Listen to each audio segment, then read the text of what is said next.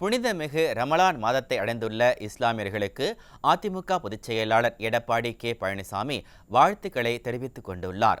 இதையொட்டி தமது எக்ஸ் வலைதள பதிவில் இறைவனின் கட்டளையின்படி காலை முதல் மாலை வரை வணக்க வழிபாடுகள் போன்ற இறைவணக்கம் வாயிலாக ஒரு மாத கால நோன்பினை இஸ்லாமிய சகோதர சகோதரிகள் தொடங்கி இருப்பதை சுட்டிக்காட்டியுள்ளார்.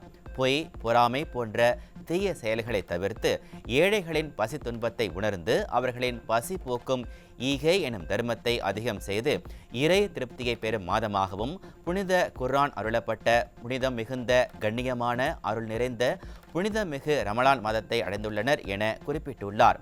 உலகெங்கும் வாழும் இஸ்லாமியர்களுக்கு புரட்சி தலைவர் எம்ஜிஆர், புரட்சி தலைவி அம்மா ஆகியோரது வழியில் தமது உளமார்ந்த வாழ்த்துக்களை உரித்தாக்கிக் கொள்வதாக கழக பொதுச் செயலாளர் எடப்பாடி கே பழனிசாமி தெரிவித்துள்ளார்.